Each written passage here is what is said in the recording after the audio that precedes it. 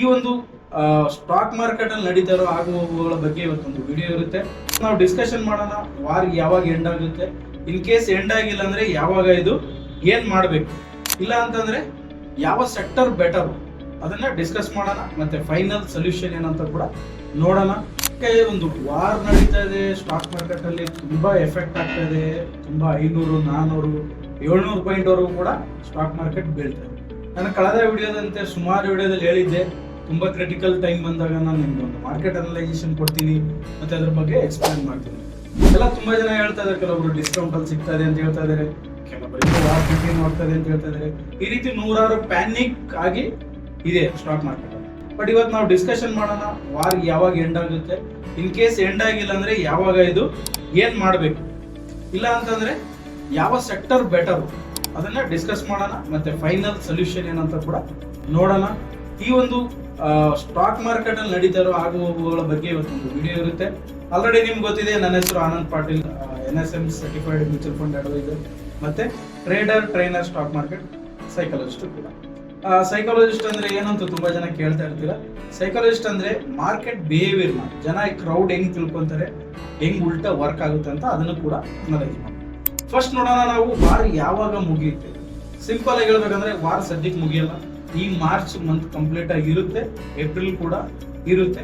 But war ಮುಗಿದಿಲ್ಲ ಅಂತಂದ್ರೆ ಏನ್ ಮಾಡೋದು? ಕಂಟಿನ್ಯೂ ಇದೇ ತರ ಮಾರ್ಕೆಟ್ ಬೀಳ್ತಾ ಇರುತ್ತಾ, ಇಲ್ಲ ಏನಾಗುತ್ತೆ ಅಂತ ಎಲ್ರಿಗೂ ಒಂದು ಬಿಗ್ಗೆಸ್ಟ್ ಕ್ವಶನ್. ಗ್ಯಾಸ್ ಶಾರ್ಟೇಜ್ ಆಯ್ತು, ಪೆಟ್ರೋಲಿಯಂ ಪ್ರಾಡಕ್ಟ್ ಇನ್ಕ್ರೀಸ್ ಆಯ್ತು, ಈ ರೀತಿ ನಡೀತಾ ಇರುತ್ತೆ. ಇದೇನು ಫಸ್ಟ್ ಟೈಮ್ ಅಲ್ಲ, ಮುಂಚೆನೂ ಕೂಡ ಒಂದು ಯುಕ್ರೇನ್ ವಾರ್ ನಡೀತಾ ಇತ್ತು, ರಷ್ಯಾ, ಆವಾಗ ಕೂಡ ಮಾರ್ಕೆಟ್ ಫಾಲ್ ಆಯ್ತು. ಬಟ್ ಇದಕ್ಕೊಂದು ಟೈಮ್ ಇದೆ ನೋಡಿ. ಕಂಟಿನ್ಯೂ ವಾರ್ ಇವರು ಮಾಡ್ತಾ ಇದ್ರೆ ಅವಾಗ ಜನಗಳು ದಿನ 1000ಗೆ ಯಾರಪ್ಪ ಆಳೋರು ಅಂತ ಒಂದು ಸೊಲ್ಯೂಷನ್ ನ ಹುಡ್ಕೊಂತಾರೆ. ಎಲ್ಲಿಂದ ನಾವು ಚೀಪ್ ಆಗಿ ಆಯಿಲ್ ಸಿಗುತ್ತೆ, ಗ್ಯಾಸ್ ಸಿಗುತ್ತೆ ಅಂತ ಒಂದು ರೊಟೀನ್ ಆಗ್ಬಿಡುತ್ತೆ. ಅವ್ರ ಪಾಡಿಗೆ ಅವ್ರಿಗೆ ವಾರ್ ನಡೀತಾ ಇರುತ್ತೆ. ಏನಾಗುತ್ತೆ, ಒಂದು ಎಂಡ್ ಆಗುತ್ತೆ. ಫಸ್ಟ್ ಸೊಲ್ಯೂಷನ್ ವಾರ್ ಎಂಡ್ ಆಗುತ್ತೆ. ಒಂದು ಅಮೆರಿಕ ಆಗಿರ್ಬೋದು, ಇರಾನ್ ಆಗಿರ್ಬೋದು ಮಧ್ಯೆ ಒಂದು ಕಾಂಪ್ರಮೈಸ್ ಆಗುತ್ತೆ, ಎಂಡ್ ಆಗುತ್ತೆ. ಇನ್ ಕೇಸ್ ಎಂಡ್ ಆಗಿಲ್ಲ ಅಂತಂದ್ರೆ ಆಲ್ಟರ್ನೇಟ್ ಸೋರ್ಸ್ ನ ಹುಡ್ಕೊಂತಾರೆ. ಯಾವ ಕಡೆಯಿಂದ ನಾವು ಆಯಿಲ್ ನ ತಗೋಬೇಕು ಬೆಟರ್ ಪ್ರೈಸ್ ಅಂತ ಅವ್ರ ಪಾಡಿಗೆ ಅವ್ರು ಯುದ್ಧ ಮಾಡ್ತಾ ಇರ್ತಾರೆ. ಈ ಕಡೆ ಮಾರ್ಕೆಟ್ ರಿವರ್ಸಲ್ ಆಗಕ್ಕೆ ಸ್ಟಾರ್ಟ್ ಆಗುತ್ತೆ. ಎರಡು ಸಿಚುವೇಶನ್ ನಿಮ್ಮ ಹತ್ರ ಇದೆ. ಮೂರನೇದು ಏನಪ್ಪಾ ಅಂದ್ರೆ, ನೀವು ತುಂಬಾ ಜನ ನೋಡ್ಬೋದು ಸ್ಟಾಕ್ ಮಾರ್ಕೆಟ್ ಅಲ್ಲಿ ಒಂದು ಜ್ಞಾನಿಗಳಿದ್ದಾರೆ, ಬಂದು ಹೇಳ್ತಾ ಇದ್ದಾರೆ ನಿಮ್ಗೆ 50% ಡಿಸ್ಕೌಂಟ್ ಸಿಗ್ತಾ ಇದೆ, 60% ಡಿಸ್ಕೌಂಟ್ ಸಿಗ್ತಾ ಇದೆ. ಇದಕ್ಕೆ ಏನ್ ಮಾಡೋದು? ತುಂಬಾ ಲಾಟ್ ಆಫ್ ಕನ್ಫ್ಯೂಷನ್ ಇದೆ. ಆಗ್ಬೇಕಾ, ಇನ್ವೆಸ್ಟ್ ಮಾಡ್ಬೇಕಾ, ಬೇಡವಾ ಅಂತ ಈ ರೀತಿ ಒಂದು ಕನ್ಫ್ಯೂಷನ್ ಇದ್ದೇ ಇದೆ. ಯಾಕಂದ್ರೆ ಇವತ್ತು ತಗೊಂತೀರಾ, ನಾಳೆ ಮತ್ತೆ ಬೀಳುತ್ತೆ, ನಾಳೆ ಮೇಲೆ ಹೋಗುತ್ತೆ, ಮತ್ತೆ ಬೀಳುತ್ತೆ, ಈ ರೀತಿ ಸಿಚುವೇಶನ್ ಆಗ್ತದೆ. ಬಟ್ ಒಂದು ಅರ್ಥ ಮಾಡ್ಕೊಳ್ಳಿ, ಎಲ್ಲಾ ಸ್ಟಾಕ್ಗಳು ಕೆಳಗಡೆ ಬಂದಿರೋ ಸ್ಟಾಕ್ ಮೇಲೆ ಹೋಗಲ್ಲ. ಯಾಕಂದ್ರೆ ಇದೊಂದು ಮಾರ್ಕೆಟ್ ಫಿಲ್ಟ್ರೇಷನ್. ಈ ಮಾರ್ಕೆಟ್ ಒಂದು ಟೈಮ್ ಕರೆಕ್ಷನ್ ಅಲ್ಲಿ ಇದೆ. ಇವಾಗ ಡಿಸೈಡ್ ಆಗುತ್ತೆ ಯಾವ ಸ್ಟಾಕ್ ಮೇಲೆ ಹೋಗ್ಬೇಕು, ಯಾವ ಸೆಕ್ಟರ್ ಮೇಲೆ ಹೋಗ್ಬೇಕು ಅಂತ ಡಿಸೈಡ್ ಆಗೋ ಒಂದು ಟೈಮ್. ನಾನೊಂದು ಕಳೆದ ವಿಡಿಯೋ ನೋಡಿರ್ತೀರ ಆಲ್ರೆಡಿ, ಫೆಬ್ರವರಿ ಆಲ್ಮೋಸ್ಟ್ ಒಂದು 14 to 15 ಮಂತ್ ಆಗಿದೆ. ಆ ವಿಡಿಯೋ ಹೋಗಿ ನೋಡಿ, ಮಾರ್ಕೆಟ್ ಯಾವಾಗ ಮೇಲೆ ಯಾವಾಗ ಕೆಳಗೆ ಅಂತ ನಿಮ್ಮೊಂದು ಕ್ಲಾರಿಟಿ ಸಿಗುತ್ತೆ. ನಾನೇನೋ ಇವತ್ತು ಬಂದು ನಿಮಗೆ ಅನಲೈಸ್ ಮಾಡ್ತಾ ಇಲ್ಲ, ಆಲ್ರೆಡಿ 1 ವರ್ಷದ ಹಿಂದೆ ಅನಲೈಸ್ ಮಾಡಿದ್ದೀನಿ. 1.5 ವರ್ಷ ಮಾರ್ಕೆಟ್ ಎಲ್ಲೂ ಹೋಗಲ್ಲ ನೋಡಿ. ಎಲ್ಲರೂ ಮಾರ್ಕೆಟ್ಗೆ ಏನಂದ್ರೆ ಜಸ್ಟ್ ಒಂದು ಸ್ಟೋರಿ ಬೇಕು. ಮಾರ್ಕೆಟ್ಗೆ ಕರೆಕ್ಷನ್ ಆಗಕ್ಕೆ ಒಂದು ಸ್ಟೋರಿ ಬೇಕು. ವಾರ್ ಒಂದು ಸ್ಟೋರಿ ಆಯ್ತು, ತಾರೀಫ್ ಒಂದು ಸ್ಟೋರಿ ಆಯ್ತು, ಇದೇ ರೀತಿ ಇನ್ಫ್ಲೇಷನ್ ಒಂದು ಸ್ಟೋರಿ ಆಯ್ತು, ಎಲ್ಲ ಒಂದು ಸ್ಟೋರಿ ಮುಗಿದಿದೆ. ಇವಾಗ ಒಂದು ಕ್ಲೈಮ್ಯಾಕ್ಸ್ಗೆ ಬಂದಿದೆ ಮಾರ್ಕೆಟ್. ಕ್ಲೈಮ್ಯಾಕ್ಸ್ ಅಲ್ಲಿ ಬಂದು ಈ ವಾರ್ ಒಂದು ರೀಸನ್ ಆಗ್ತಾ ಇದೆ. ಹಾಗಾಗಿ ಬೇರೆ ಒಂದು ಸೊಲ್ಯೂಷನ್ ಸಿಗುತ್ತೆ, ಮಾರ್ಕೆಟ್ ಬ್ರೇಕ್ಔಟ್ ಆಗುತ್ತೆ. ಬಟ್ ಇಲ್ಲೊಂದು ಟ್ವಿಸ್ಟ್ ಇದೆ. ಏನಪ್ಪಾ ಅಂದ್ರೆ, ಯಾವ ಸೆಕ್ಟರ್ ಮೇಲೆ ಹೋಗ್ಬೇಕು, ಯಾವ ಸೆಕ್ಟರ್ ಉಳ್ಕೋಬೇಕು, ಮತ್ತೆ ಯಾವ ಸ್ಟಾಕ್ ಮೇಲೆ ಹೋಗ್ಬೇಕು, ಯಾವ ಸ್ಟಾಕ್ ಕೆಳಗೆ ಹೋಗ್ಬೇಕು. ತುಂಬಾ ಜನ ಆವರೇಜ್ ಮಾಡ್ತಾ ಇರ್ತಾರೆ ಕೆಲವು ಸ್ಟಾಕ್ ಗಳು, ಯಾವುದೇ ಕಾರಣಕ್ಕೆ ಮಾಡಕ್ ಹೋಗ್ಬೇಕು. ನಾವು ಎಕ್ಸಾಂಪಲ್ ತಗೋಬಹುದು, TCS ಹೇಳ್ತಾನೆ ಖಂಡಿತ ಯಾವುದೇ ಕಾರಣಕ್ಕೆ ಆವರೇಜ್ ಮಾಡಕ್ ಹೋಗ್ಬೇಡಿ. ಈ ಮಾತನ್ನ ನಾನು ಏಷ್ಯನ್ ಪೇಂಟ್ ಅಲ್ಲಿ ಕೂಡ ಕಳೆದ ಸುಮಾರು ವಿಡಿಯೋಗಳಲ್ಲಿ ಹೇಳಿದ್ದೆ.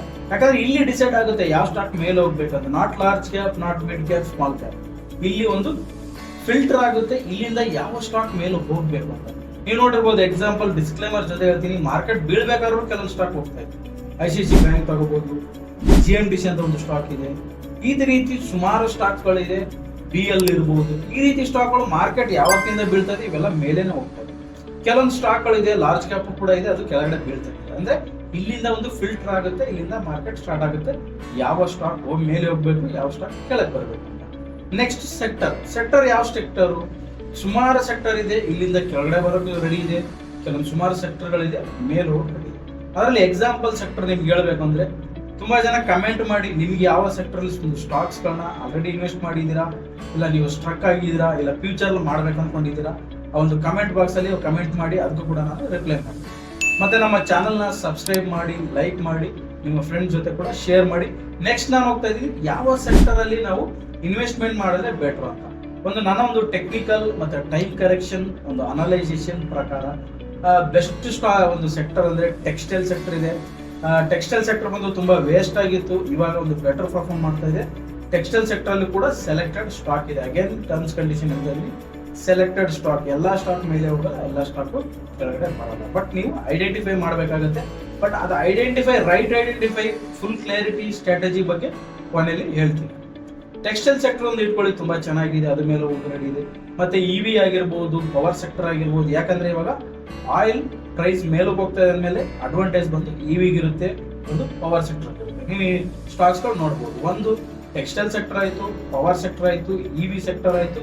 ನೆಕ್ಸ್ಟ್ ಬಂದು ಮೆಟಲ್ ಕೂಡ ಒಂದು ಒಳ್ಳೆ ಸೆಕ್ಟರ್, ಮೆಟಲ್ ಕೂಡ ಮೇಲೆ ಹೋಗುವಂತ ಒಂದು ಒಳ್ಳೆ ಸೆಕ್ಟರ್ ಇದೆ.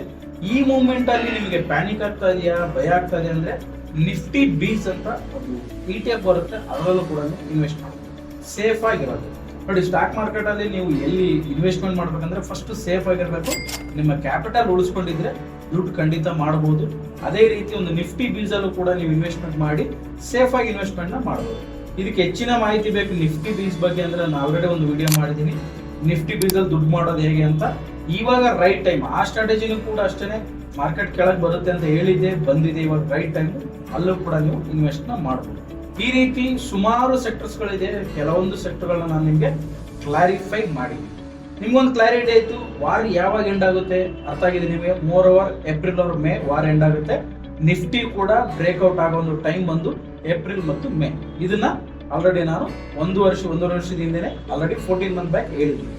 ನಿಮ್ ಕ್ಲಾರಿಟಿ ಆಯ್ತು ಅನ್ಕೋದು. ಇನ್ ಕೇಸ್ ವಾರ ಎಂಡ್ ಆಗಿಲ್ಲ ಅಂತಂದ್ರೆ ಅವ್ರ ಪಾಡ್ಗವ್ರು ಮಾಡ್ತಾ ಇರ್ತಾರೆ, ಮಾರ್ಕೆಟ್ ಹೋಗಕ್ಕೆ ಸ್ಟಾರ್ಟ್ ಆಗುತ್ತೆ. ಯಾಕಂದ್ರೆ ಯಾರ ಮೇಲೆ ಡಿಪೆಂಡ್ ಆಗಲ್ಲ, ಆಲ್ಟರ್ನೇಟ್ ಸೋರ್ಸ್ ನ ಹುಡ್ಕೊಂತಾರೆ.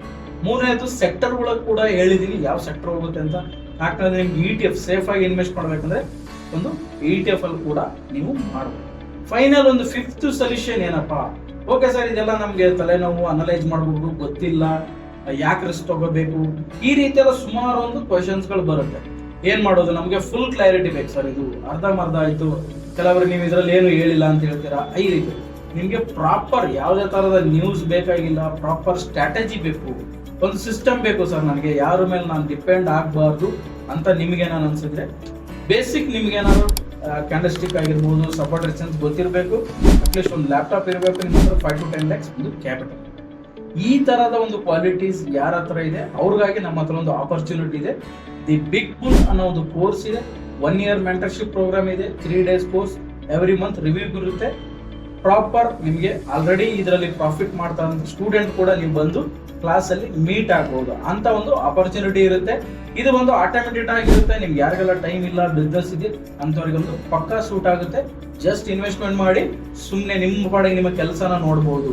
ಆ ರೀತಿ ಒಂದು ಸ್ಟ್ರಾಟಜಿ ಇದರ ಲಾಂಗ್ ಟೈಮ್ ಮತ್ತು ಶಾರ್ಟ್ ಟೈಮ್ ಮಾಡಬಹುದು, ಎಡ್ಜಿಂಗ್ ಕೂಡ ಮಾಡಬಹುದು. ಆ ಎಡ್ಜಿಂಗ್ ಮಾಡಕ್ಕೆ ಫ್ರೀ ಸಾಫ್ಟ್ವೇರ್ ಕೂಡ ನಮ್ಮ ಕಡೆಯಿಂದ ನಿಮಗೆ ನಾವು ಕೊಡ್ತೀವಿ. ಇದು ಬಂದು ಫೈನಲ್ ಪ್ರಾಪರ್ ಸೊಲ್ಯೂಷನ್ ಬೇಕು ಅನ್ನೋರಿಗೆ ಮಾತ್ರ.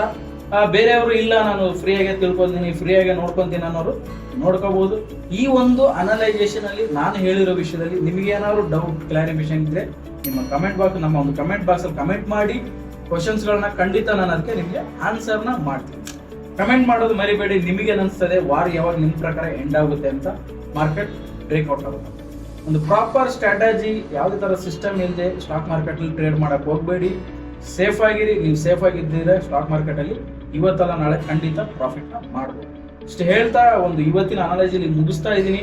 ನೆಕ್ಸ್ಟ್ ಮಾರ್ಕೆಟ್ ಅಪ್ಡೇಟ್ ಇದೇ ರೀತಿ ನಾನು ವಿಡಿಯೋನ ಬರ್ತಾ ಇರುತ್ತೆ, ನೋಡಿ ಅಪ್ಡೇಟ್ ಆಗಿ. ನಮ್ಮ ಸುಮಾರು ವೆಬಿನಾರ್ಸ್ ಗಳೆಲ್ಲ ನಡೀತಾ ಇರುತ್ತೆ, ಅದು ಕೂಡ ಅಟೆಂಡ್ ಮಾಡಬಹುದು. ನಮ್ಮ ಒಂದು ಅಕಾಡೆಮಿ, ಮಾಸ್ಟರ್ ಟ್ರೇಡರ್ ಅಕಾಡೆಮಿ ಅಂತ Nagavara near to Manyata tech park ಇದೆ. ಎನಿಥಿಂಗ್ ನಿಮ್ಗೆ ಒಂದು trading related, stock market related, any counselling help ಬೇಕಾದ್ರೆ ಬಂದು ನಮ್ಮ ಒಂದು ಅಕಾಡೆಮಿ ಕೂಡ ವಿಸಿಟ್ ಮಾಡಬಹುದು. Thank you for watching.